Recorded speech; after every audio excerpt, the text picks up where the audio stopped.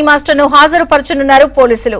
PT warrant కింద హైదరాబాద్ తరలించనున్నారు. 5 రోజులుగా phone switch off చేసి గోవాలోని ఓ లాడ్జ్ లో జానీ మాస్టర్ ఉన్నారు. పక్కా సమాచారంతో పోలీసులు గోవాకు వెళ్లి అదుపులోకి తీసుకున్నారు.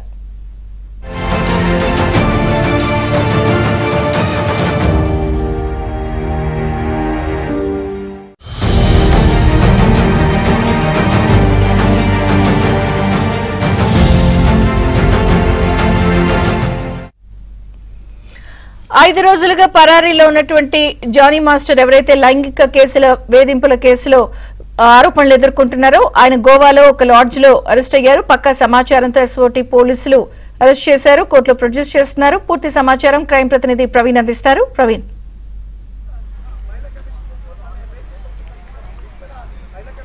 ప్రస్తుతం జానీ మాస్టర్ని అయితే మాత్రం గోవాలో అదుపులోకి తీసుకోవడం జరిగింది. గోవాలో అదుపులోకి తీసుకున్న తర్వాత అతన్ని గోవా మెజిస్ట్రేట్ ముందు హాజరుపరిచి పీటీ వారెంట్ పైన హైదరాబాద్కు తరలించేందుకు ఇప్పటికే ఎస్ఓటీ పోలీసులతో పాటు నార్సింగి పోలీసులు పూర్తి స్థాయిలో సిద్ధమయ్యారని చెప్పుకోవచ్చు. ఈరోజు సాయంత్రంలోగా గోవా నుండి నేరుగా హైదరాబాద్కు జానీ మాస్టర్ను తరలించిన తర్వాత నార్సింగి పోలీసులు విచారణ జరిపి అతన్ని సాయంత్రంలోగా అంటే రిమాండ్కి తరలించేటువంటి అవకాశాలు అయితే స్పష్టంగా కనపడుతున్నాయి.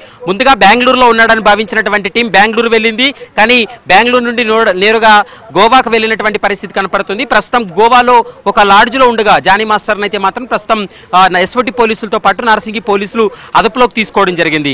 ఇప్పటికే జానీ మాస్టర్ పైన బాధితురాలు ఇచ్చినటువంటి కంప్లైంట్లో చాలా కీలకమైనటువంటి అంశాలను అందులో ప్రస్తావన చేయడం జరిగింది. ఇప్పటికే బాధితురాలు కొన్ని ఆధారాలు కూడా సబ్మిట్ చేయడం జరిగింది. బాధితురాలు ఇచ్చినటువంటి ఆధారాలు బేస్ చేసుకొని జానీ మాస్టర్ను కూడా క్వశ్చన్ చేస్తారు. ఈరోజు సాయంత్రం వరకు కూడా జానీ మాస్టర్ హైదరాబాద్కు వచ్చిన తర్వాత అతన్ని జ్యుడిషియల్ రిమాండ్కి తరలిస్తారు.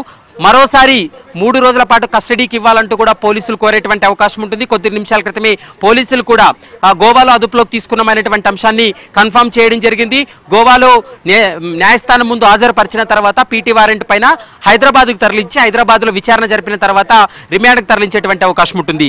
ఈ ఎపిసోడ్లో మనం చూస్తే బాధితురాలు మొదటి నుంచి కూడా ఇటు నార్సింగి పోలీసులు కానీ మహిళా కమిషన్ చైర్పర్సన్ ముందు కానీ ఒకే అంశాన్ని చెప్తుంది. గత 6 సంవత్సరాలుగా తన పైన లైంగిక దాడి జరిగిందనేటువంటి అంశాన్ని చెప్పడంతో పాటు ఎక్కడెక్కడికి తీసుకెళ్లాడు, ముఖ్యంగా అంటే అవుట్డోర్ షూటింగ్ల పేరుతోటి ముంబైకి తీసుకెళ్లి ముంబైలో ఒక హోటల్లో తన పైన లైంగిక దాడి జరిగిందనేటువంటి అంశాన్ని స్పష్టంగా చెప్పడం జరిగింది. తను మైనర్ బాలికగా ఉన్నటువంటి సమయంలోనే తన పైన బలవంతంగా దాడి చేశాడని, అవకాశాల పేరుతోటి తనను లోబర్చుకొని మోసం చేశాడంటూ కూడా స్పష్టంగా బాధితురాలు ఇచ్చినటువంటి కంప్లైంట్లో కూడా ఉంది. మరోవైపు నిన్న మహిళా కమిషన్ చైర్పర్సన్ ముందు కూడా 3 గంటల పాటు విచారణ జరిపి స్టేట్మెంట్ రికార్డ్ చేయడం జరిగింది. 3 గంటల పాటు విచారణలో చాలా కీలకమైనటువంటి అంశాలు కూడా మహిళా కమిషన్ ముందు, మరోవైపు నార్సింగి పోలీసుల ముందు కూడా స్పష్టంగా చెప్పారు. 2 రోజుల క్రితం నార్సింగి పోలీస్ స్టేషన్కి రావడానికి బాధితురాలు ఒప్పుకోకపోవడంతో సఖీ టీంతో పాటు నార్సింగి పోలీసులు, మరోవైపు ఉమెన్స్ సేఫ్టీ పోలీసులు కూడా అక్కడికి వెళ్ళి బాధితురాల స్టేట్మెంట్ రికార్డ్ చేశారు. దాదాపు 4 గంటల పాటు బాధితురాలు స్టేట్మెంట్ రికార్డ్ చేసినటువంటి సమయంలో మైనర్ బాలికగా ఉన్నటువంటి సమయంలో జరిగినటువంటి దాడి, మరోవైపు ఇటీవల కాలంలో తను కొరియోగ్రాఫర్గా 2-3 సినిమాలకు సాయం చేయడంతో అతని టీంలో ఉన్నటువంటి అంటే జానీ టీంలో ఉన్నటువంటి మెంబర్స్ అంతా కూడా బాధితురాల టీంలో చేరడం వల్ల జానీ ఆమెను వ్యక్తిగతంగా టార్గెట్ చేయడం జరిగింది. వ్యక్తిగతంగా టార్గెట్ చేసి బాధితురాలు ఇంటికి వెళ్లి బెదిరింపులకు దిగడం, అక్కడ హంగామా సృష్టించడం, తను చంపేస్తానని, ఇండస్ట్రీలో లేకుండా చేస్తానంటూ కూడా బెదిరింపులకు దిగాడు. దీంతో బాధితురాలు నార్సింగి పోలీసులకు బాధితురాలు ముందుగా రాయదుర్గం పోలీసులను ఆశ్రయించడం జరిగింది. రాయదుర్గం పోలీసులు 0 ఎఫ్ఐఆర్ నమోదు చేసిన తర్వాత కేసు ఇది ఆమె ఉన్నటువంటి లిమిట్స్ నార్సింగి పోలీస్ స్టేషన్కి వస్తుంది కాబట్టి కేసును నార్సింగి పోలీసులకు కూడా బదిలీ చేయడంతో ప్రస్తుతం నార్సింగి పోలీసులు విచారణ జరుపుతున్నారు. అయితే గత 5 రోజులుగా జానీ మాస్టర్ ఎవరికి అందుబాటులో లేకుండా వెళ్ళిపోవడం, అజ్ఞాతంలోకి వెళ్ళిపోవడంతో జానీ మాస్టర్ కోసం ప్రత్యేక బృందాలు గాలింపు చర్యలు కూడా కొనసాగించినటువంటి పరిస్థితి ఉంది. బెంగళూరులో కావచ్చు, మరోవైపు గోవాలో కూడా ఎట్టకేలకు గాలింపు చర్యలు చేపట్టి గోవాలో ఒక లాడ్జ్లో తలదాచుకొని ఉన్నటువంటి జానీ మాస్టర్ను అదుపులోకి తీసుకున్నారు. మరికొద్దిసేపట్లో పీటీ వారెంట్ పైన హైదరాబాద్కు తరలించి హైదరాబాద్లో ఈరోజు రాత్రి వరకు కూడా అతన్ని రిమాండ్కి తరలించేటువంటి అవకాశం ఉంటుంది. ఫర్దర్ ఇన్వెస్టిగేషన్ కోసం, దర్యాప్తు కోసం, విచారణ కోసం అతన్ని మరోసారి కస్టడీకి కోరేటువంటి అవకాశం అయితే కనపడుతుంది. ప్రస్తుతం నార్సింగి పోలీసులు అయితే మాత్రం 5 రోజుల పాటు కస్టడీకి కోరుతామనేటువంటి అంశాన్ని ప్రస్తుతం పోలీసులు అయితే చెప్తున్నారు. అక్కడ లీగల్ ప్రొసీజర్ అంతా పూర్తయిన తర్వాత అతన్ని గోవా నుండి నేరుగా హైదరాబాద్కు తరలించి విచారణ జరిపేటువంటి అవకాశాలు అయితే కనపడుతున్నాయి. అయితే గత 5 రోజులుగా ఎవరికి దొరకకుండా ఫోన్ స్విచ్ ఆఫ్ చేసి తను అజ్ఞాతంలోకి వెళ్ళిపోయినప్పటికీ కూడా ఎస్ఓటీ పోలీసులతో పాటు నార్సింగి పోలీసులు స్పెషల్ ఆపరేషన్ చేసి ఎట్టకేలకు జానీ మాస్టర్ను గోవాలో ఒక లాడ్జ్లో తలదాచుకొని ఉన్నటువంటి సమయంలో అతన్ని పికప్ చేయడం జరిగింది. అక్కడ గోవా మెజిస్ట్రేట్ ముందు హాజరుపరిచిన తర్వాత హైదరాబాద్కు తరలిస్తారు. అయితే ఇప్పటి వరకు జానీ మాస్టర్ పై వచ్చినటువంటి ఆరోపణలు అభియోగాలపైన ఇప్పటి వరకు జానీ మాస్టర్ ఎక్కడా కూడా తను చెప్పలేదు. అంటే సోషల్ మీడియాలో వైరల్ అవుతున్నటువంటి వీడియోలన్నీ కూడా మరొక మహిళకు సంబంధించినటువంటి ఆరోపణలకు సంబంధించి జానీ మాస్టర్ స్పందించాడు తప్ప ప్రస్తుతం నార్సింగి కేసుకు సంబంధించి అయితే మాత్రం ఇప్పటి వరకు జానీ మాస్టర్ ఎక్కడ కూడా స్పందించినటువంటి పరిస్థితి కనపడుతుంది. మరి చూడాలి పోలీసుల విచారణలో జానీ మాస్టర్ ఎలాంటి విషయాలు వెల్లడించబోతున్నాడు అనేది మాత్రం చూడాల్సినటువంటి అవసరం ఉంటుంది. మరోవైపు బాధితురాలు ఆరోపించినటువంటి ఆరోపణలకు సంబంధించి కూడా 2 రోజుల క్రితం బాధితురాలకు ఒక నోటీస్ ఇవ్వడం జరిగింది. మీరు ఆరోపించినటువంటి ఆరోపణలకు సంబంధించి మాకు ఎవిడెన్స్ ఇవ్వాలి, ఆధారాలు ఇవ్వాలంటూ కూడా నార్సింగి పోలీసులు ఒక నోటీస్ ఇవ్వడంతో ఆ పోలీసులు ఇచ్చినటువంటి నోటీస్కు ఆమె నిన్న సాయంత్రం కూడా నార్సింగి పోలీసులకి కొన్ని ఆధారాలు కూడా సమర్పించినటువంటి పరిస్థితి కూడా కనపడుతుంది. కాబట్టి మరి ఈ ఆధారాలన్నీ బేస్ చేసుకున్న తర్వాత అతనిపైన ఇప్పటికే 3 ఐపీసీ సెక్షన్లతో పాటు ఫోక్సో యాక్ట్ కూడా పెట్టడం జరిగింది. ఫోక్సో చట్టం పెట్టారు కాబట్టి 10 నుంచి 15 సంవత్సరాల వరకు అతనికి జైలు శిక్ష ఖరారయ్యేటువంటి అవకాశం ఉంటుంది. ప్రాసిక్యూషన్లో ఇతను తప్పు చేశాడని జానీ మాస్టర్కు వ్యతిరేకంగా ఆధారాలన్నింటినీ కూడా సబ్మిట్ చేసినట్లయితే ఖచ్చితంగా ఫోక్సో యాక్ట్లో అతనికి శిక్ష ఖరారయ్యేటువంటి అవకాశాలు అయితే కనపడుతున్నాయి. మరి చూడాలి పోలీసులు ఇప్పటి వరకు ఎఫ్ఐఆర్లో కొన్ని ప్రాథమిక సమాచారమే పెట్టారు. రిమాండ్ చేసిన తర్వాత రిమాండ్లో ఇంకెలాంటి విషయాలు వెలుగులోకి వచ్చాయి, జానీ మాస్టర్ని విచారించిన తర్వాత అతను ఏం చెప్పాడు, బాధితురాలు స్టేట్మెంట్ తర్వాత ఇంకెన్ని విషయాలు బయటకు వచ్చాయనేది మాత్రం మనకి రిమాండ్ రిపోర్ట్లో ఒక క్లారిటీకి వచ్చేటువంటి అవకాశం అయితే కనపడుతుంది. విజయచంద్రిక, ఇంకా ప్రధానంగా బాధితురాలు చెప్పిన అంశాలేంటి? దాదాపుగా చాలా సంవత్సరాలుగా పనిచేస్తున్నప్పుడు ఎందుకు బయటికి రాలేకపోయాను, అప్పుడే ఎందుకు కంప్లైంట్ చేయలేకపోయానని ఏమన్నా చెప్పిందా? అలాగే మహిళా కమిషన్ ఏమంటోంది ప్రధానంగా? ఎగ్జాక్ట్లీ, అంటే అందరికీ కూడా ఇదే ప్రశ్న కదులుతుందని చెప్పొచ్చు. ఎందుకంటే 6 సంవత్సరాల క్రితం బాధితురాల పైన దాడి జరిగితే ఇప్పుడు ఉన్నట్లుండి కంప్లైంట్ చేయడం వెనుక ఉన్నటువంటి అసలు వాస్తవం ఏంటనేటువంటి అంశానికి సంబంధించి కూడా ప్రస్తుతం కొంత సోషల్ మీడియా వేదికగా చర్చ జరుగుతుంది. చాలా మంది క్వశ్చన్ చేస్తున్నారు. కానీ బాధితురాలు మహిళా కమిషన్ చైర్పర్సన్ ముందు నిన్న 3 గంటల పాటు స్టేట్మెంట్ రికార్డ్ చేసినటువంటి సమయంలో కానీ 2 రోజుల క్రితం సఖీతో పాటు ఉమెన్ సేఫ్టీ వింగ్ అధికారులు స్టేట్మెంట్ రికార్డ్ చేసినటువంటి సమయంలో ఇన్ని సంవత్సరాలు ఎందుకు కంప్లైంట్ చేయకుండా ఉందనేటువంటి అంశానికి ఒక క్లారిటీ ఇవ్వడం జరిగింది. ఎందుకంటే ఆమె ఇండస్ట్రీలో ఎదుగుతున్నటువంటి సందర్భంలో ఒకవేళ కంప్లైంట్ చేస్తే ఇండస్ట్రీలో లేకుండా చేస్తాను, తనకు ఆఫర్ లేకుండా చేస్తానంటూ కూడా జానీ మాస్టర్ పలుమార్లు తనను బెదిరింపులకు దిగాడు. ఖచ్చితంగా తన లైఫ్ స్పాయిల్ అవుతుందనేటువంటి ఉద్దేశంతో ఇన్ని సంవత్సరాలు కూడా నేను కంప్లైంట్ చేయడానికి కూడా కొంత భయపడ్డాను. కాబట్టి ఇప్పుడు అతని వేధింపులు ఒక పీక్ స్టేజ్కి వెళ్ళాయి. వేధింపులకు భరించలేక, వేధింపులను నేను తట్టుకోలేకే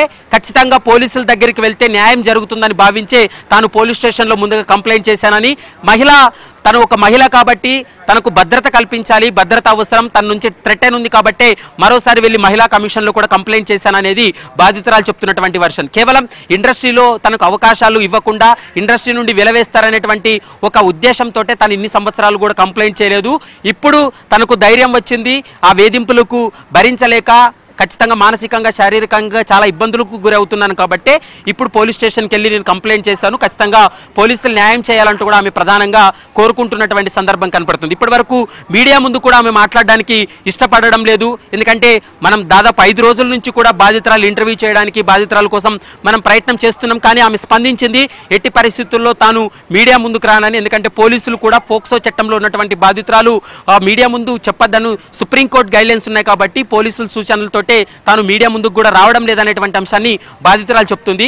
మరి చూడాలి ఇప్పుడు జానీ మాస్టర్ గోవాలో అరెస్ట్ అయిన తర్వాత అతన్ని విచారిస్తే ఎలాంటి విషయాలు బయటకు వస్తాయి, రిమాండ్ రిపోర్ట్లో ఇంకా ఎలాంటి విషయాలు పేర్కొనబోతున్నారనేది మాత్రం మనం చూడాల్సినటువంటి అవసరం ఉంటుంది.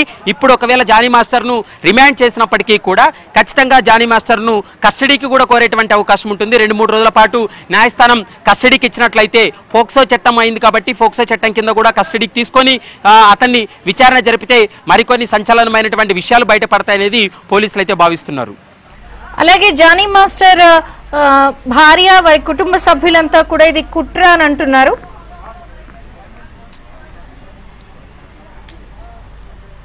అంటే ప్రస్తుతం జానీ మాస్టర్ వ్యవహారం కూడా ఒక పొలిటికల్ టర్న్ తీసుకోవడంతో వారి కుటుంబ సభ్యులు కొంత అనుమానం వ్యక్తం చేస్తున్నారు. అంటే బాధితురాలను వేధించింది వాస్తవం, బాధితురాలపైన లైంగిక దాడి జరిగిందనేది వాస్తవం. వాటికి సంబంధించినటువంటి ఆధారాలన్నీ కూడా ప్రస్తుతం నార్సింగి పోలీసులకు బాధితురాలు సమర్పించినప్పటికీ కూడా ఇది ఒక పొలిటికల్ టర్న్ తీసుకుంది. ఎప్పుడైతే జానీ మాస్టర్ వైసీపీ పార్టీ నుండి ఎన్నికల సమయంలో జనసేన పార్టీలోకి చేరిన తర్వాత జనసేన పార్టీలో తను చాలా యాక్టివ్గా పనిచేశాడు. ముఖ్యంగా పిఠాపురం కాన్స్టిట్యున్సీలో జానీ మాస్టర్ చాలా పని చేశాడు, వర్క్ చేశాడు. కాబట్టి ఇప్పుడు ఒక సెక్టార్ మీడియా కావచ్చు, ఒక సెక్టార్కి సంబంధించిన ఒక సెక్టారు పబ్లిక్ కూడా దాన్ని వ్యతిరేకిస్తున్నటువంటి పరిస్థితి కనపడుతుంది. దీని వెనుక ఖచ్చితంగా ఒక పొలిటికల్ మోటివ్ ఉందనేటువంటి అంశాన్ని జానీ మాస్టర్ భార్య కావచ్చు, వారి కుటుంబ సభ్యులు కూడా చెప్తున్నారు. పొలిటికల్ మోటివ్తోనే కొంత పొలిటికల్గా దీన్ని గెయిన్ చేసుకోవడం కోసమే జానీ మాస్టర్ను ఈ కేసులో ఇరికించేటువంటి ప్రయత్నం చేస్తున్నారనేది వాళ్ళు చెప్తున్నటువంటి మాట. కానీ బాధితురాలు మాత్రం తనకు జరిగినటువంటి 6 సంవత్సరాలుగా జరిగినటువంటి అన్యాయానికి సంబంధించి కావచ్చు, తన పైన మానసికంగా శారీరకంగా ఏ విధంగా ఇబ్బందులకు గురి అయిందనేటువంటి అంశాలన్నిటిపైన కూడా నిన్న మహిళా కమిషన్లో 3 గంటల పాటు స్టేట్మెంట్ ఇవ్వడం జరిగింది. 2 రోజుల క్రితమే నార్సింగి పోలీసుల ముందు కూడా స్టేట్మెంట్ ఇవ్వడం జరిగింది. దాదాపు 40 పేజీల ఫిర్యాదును కూడా నా మహిళా కమిషన్కు బాధితురాలు అందించింది. పిన్ టు పిన్, అంటే ఆమె జానీ మాస్టర్తో పరిచయం అయినప్పటి నుండి కూడా ఇప్పటి వరకు ఏం జరిగింది ఆమె జీవితంలో అనేది ఆమె 40 పేజీల ఫిర్యాదును మహిళా కమిషన్ కూడా అందజేసినటువంటి పరిస్థితి కూడా కనబడుతుంది. కాబట్టి వాటన్నిటినీ పరిగణలోకి తీసుకున్న తర్వాతనే మహిళా కమిషన్ కూడా ఒక అంచనాకు రావడం జరిగింది. ఈ ఫిర్యాదును స్వీకరించిన తర్వాత 3 గంటల పాటు స్టేట్మెంట్ రికార్డ్ చేసిన తర్వాత బాధితురాలకు కూడా కొంత థ్రెట్ అని ఉంది. బాధితురాలకు భద్రత అవసరం అంటూ కూడా భావించి వెంటనే పోలీస్ అధికారులకు మహిళా కమిషన్ ఆదేశాలు జారీ చేసింది. బాధితురాలకు భద్రత కల్పించాలి, ఇన్వెస్టిగేషన్ పూర్తయ్యేంత వరకు భద్రత కల్పించాలి అంటూ కూడా ఇప్పటికే మహిళా కమిషన్ ఆదేశాలు జారీ చేసినటువంటి పరిస్థితి. ఇటీవల కాలంలో ఈ యొక్క ఫిలిం ఇండస్ట్రీలో మహిళలపై జరుగుతున్నటువంటి లైంగిక వేధింపుల కేసులకు సంబంధించి కూడా స్వయంగా సీఎం రేవంత్ రెడ్డి దృష్టికి తీసుకెళ్తానంటూ కూడా మహిళా కమిషన్ చైర్పర్సన్ కూడా స్పష్టంగా నిన్న మీడియాతో చెప్పినటువంటి సందర్భం కూడా కనపడుతుంది. ఇటీవల కాలంలో మహిళా కమిషన్కు వచ్చినటువంటి ఇలాంటి ఫిర్యాదులన్నిటిపైన కూడా పూర్తి స్థాయిలో దర్యాప్తు జరపడంతో పాటు సంబంధిత పోలీసులకు సమగ్రమైనటువంటి రిపోర్ట్ను తమకు అందించాలంటూ కూడా ఆదేశాలు జారీ చేస్తున్నామంటూ కూడా మహిళా కమిషన్ స్పష్టంగా చెప్తుంది. ఈ కేసులో కూడా నార్సింగి కేసులో కూడా పోలీస్ అధికారులకు ఆదేశాలు ఇచ్చారు. పూర్తి స్థాయిలో దర్యాప్తు రిపోర్ట్ను తమకు సబ్మిట్ చేయాలంటూ కూడా మహిళా కమిషన్ ఆదేశాలు ఇచ్చింది. కాబట్టి విచారణ పూర్తయిన తర్వాత ఇందులో కేవలం బాధితురాలి యొక్క వర్షన్ మాత్రమే ఇప్పటి వరకు స్టేట్మెంట్ రికార్డ్ అయింది. తదుపరి జానీ మాస్టర్ అరెస్ట్ అయ్యాడు కాబట్టి జానీని హైదరాబాద్కు తరలించి విచారించిన తర్వాత ఇంకా ఎలాంటి విషయాలు వెలుగులోకి వస్తాయనేది మాత్రం చూడాల్సినటువంటి అవసరం ఉంటుంది. ఇప్పటి వరకు జానీ మాస్టర్ కుటుంబ సభ్యులు ఆరోపిస్తున్నట్లు ఇది ఇందులో పొలిటికల్ మోటివ్ ఏమైనా ఉందా, లేదా కేవలం బాధితురాలు ఇండివిజువల్గా వచ్చి తనకు జరిగినటువంటి అన్యాయాన్ని బాధను పోలీసుల ముందు పెట్టిందా, అసలు ఏం జరుగుతుంది ఈ ఎపిసోడ్లు అనేది మాత్రం మన భవిష్యత్తులో చూడాల్సినటువంటి అవసరం ఉంటుంది. ప్రవీణ్, అటు 24 క్రాఫ్ట్స్ నుంచి కానీ ఇండస్ట్రీ నుంచి కానీ మా అసోసియేషన్ నుంచి కానీ రియాక్షన్స్ ఏంటి? అయితే ఇప్పటి వరకు అంటే కొరియోగ్రాఫర్ అసోసియేషన్ కూడా 3 రోజుల క్రితం ఒక మీటింగ్ ఏర్పాటు చేయడం జరిగింది. కొరియోగ్రాఫర్ అసోసియేషన్ అధ్యక్షుడిగా ప్రస్తుతం జానీ మాస్టర్ కొనసాగుతున్నాడు. అతని పైన వేటు వేయాలంటూ కూడా కొరియోగ్రాఫర్ అసోసియేషన్ కూడా ఒక నిర్ణయం తీసుకున్నట్లు మనకు సమాచారం అందుతుంది. కానీ ఇప్పటి వరకు కొరియోగ్రాఫర్ అసోసియేషన్ మీడియా ముందు ఎవరు కూడా మాట్లాడవద్దంటూ కూడా కొరియోగ్రాఫర్కి సంబంధించినటువంటి అసోసియేషన్ అఫీషియల్ వాట్సాప్ గ్రూప్లో నిన్న ఒక ఆడియో సర్క్యులేట్ అయింది. జానీ మాస్టర్ వ్యవహారానికి సంబంధించి కానీ బాధితురాల వ్యవహారానికి సంబంధించి ఎక్కడా కూడా మీడియా ముందు మాట్లాడొద్దు, వాట్సాప్ గ్రూపులో చర్చించవద్దు అంటూ కూడా కొరియోగ్రాఫర్స్ అందరికీ కూడా ఇన్స్ట్రక్షన్ వెళ్ళింది. మరోవైపు ఇండస్ట్రీ నుంచి కూడా ఇప్పటికే ఒక కమిటీ ఏర్పాటు చేయడం జరిగింది. ఎందుకంటే ఈ లైంగిక వేధింపులకు సంబంధించినటువంటి అంశాలన్నింటినీ కూడా ఆ కమిటీ చర్చిస్తుంది. ఆ కమిటీ పూర్తి స్థాయిలో విచారణ జరిపి ఇండస్ట్రీ నుంచి వాళ్ళని వెలివేయాలా వద్దా అనేటువంటి అంశానికి సంబంధించి వాళ్ళు ఇచ్చేటువంటి నివేదికను ఆధారంగా చేసుకొని ముందుకు వెళ్తారు. ప్రస్తుతం జానీ మాస్టర్ వ్యవహారానికి సంబంధించి కూడా ఝాన్సీ కావచ్చు, ఇప్పటికే చాలా మంది సినిమాలో ఇండస్ట్రీలో ఉన్నటువంటి కొంతమంది పెద్దలు సమక్షంలో ఒక కమిటీ ఏర్పాటు చేసి ఈ ఆరోపణలకు సంబంధించి లైంగిక వేధింపులకు సంబంధించి కూడా పూర్తి స్థాయిలో విచారణ జరుపుతున్నారు. విచారణ రిపోర్ట్ వచ్చిన తర్వాత ఇండస్ట్రీ పెద్దలు ఎలాంటి నిర్ణయం తీసుకోబోతారు, మా అసోసియేషన్ ఎలాంటి నిర్ణయం తీసుకోబోతుంది అనేది మాత్రం చూడాల్సినటువంటి అవసరం ఉంటుంది. రైట్ ప్రవీణ్, అప్డేట్స్ బ్రేక్ తర్వాత మళ్ళీ తీసుకుంటాను మీతో.